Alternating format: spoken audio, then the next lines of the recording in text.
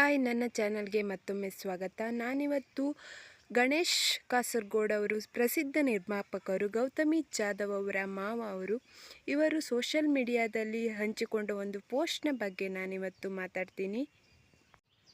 ಯಾಕೆ ಗೌತಮಿ ಜಾಧವ್ ಅವರ ಮಾವ ಈ ರೀತಿ ಪೋಸ್ಟನ್ನು ಸೋಷಿಯಲ್ ಮೀಡಿಯಾದಲ್ಲಿ ಶೇರ್ ಮಾಡಿಕೊಂಡಿದ್ದಾರೆ ಎಂದು ಯಾವುದೇ ರೀತಿಯ ಕ್ಲಾರಿಟಿ ಕೂಡ ಕಂಡು ಬಂದಿಲ್ಲ.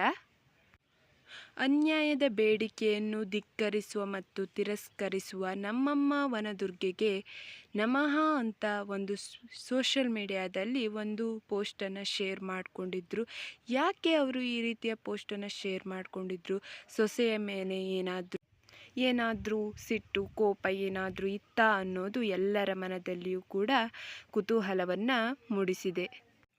ಬಿಗ್ ಬಾಸ್ ಮನೆಯಲ್ಲಿನ ಗೌತಮಿ ಜಾಧವ್ ಅವರು ವನದುರ್ಗೆಯ ಅತೀವವಾದ ಭಕ್ತೆಯಾಗಿದ್ದು, ಅವರು ಹಲವಾರು ಬಾರಿ ಟಾಸ್ಕ್ಗಳನ್ನು ಆಡುವಾಗ ವನದುರ್ಗೆಯ ನಾಮವನ್ನು ಜಪಿಸುತ್ತಾ ಟಾಸ್ಕ್ಗಳಲ್ಲಿ ಜಯಿಸಿರುವುದು ಕಂಡುಬಂದಿದೆ. ಫಿನಾಲೆ ಬರುವ ಮುನ್ನವೇ ಗೌತಮಿ ಜಾಧವ್ ಅವರು ಎಲಿಮಿನೇಟ್ ಆಗಿ ಹೋಗಿದ್ದು, ಮಾವ ಹಾಕಿರುವ ಪೋಸ್ಟ್ಗೂ ಏನಾದರೂ ಸಂಬಂಧ ಇರಬಹುದಾ ಎಂದು ನೋಡುಗರು ತಮ್ಮ ಮನದಲ್ಲಿ ಅನುಮಾನವನ್ನು ಹುಟ್ಟಿಸಿಕೊಂಡಿದ್ದಾರೆ. ಗೌತಮಿ ಜಾಧವ್ ಅವರು ಒಂದು ತುಂಬ ಒಳ್ಳೆಯ ವ್ಯಕ್ತಿತ್ವವುಳ್ಳವರಾಗಿದ್ದು, ಒಂದು ಸರಳತೆಗೆ ಒಂದು ಸಾಕ್ಷಿಯಾಗಿದ್ದರು.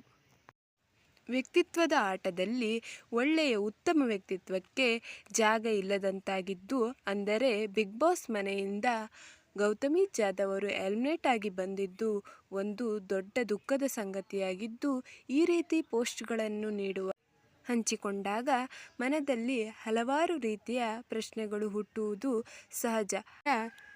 ಗಣೇಶ್ ಕಾಸರಗೋಡು ಅವರು ಯಾಕೆ ಈ ರೀತಿಯ ಪೋಸ್ಟ್ಗಳನ್ನು ಹಂಚಿಕೊಂಡರೆಂದು ಅವರೇ ಉತ್ತರ ನೀಡಬೇಕಾಗಿದೆ.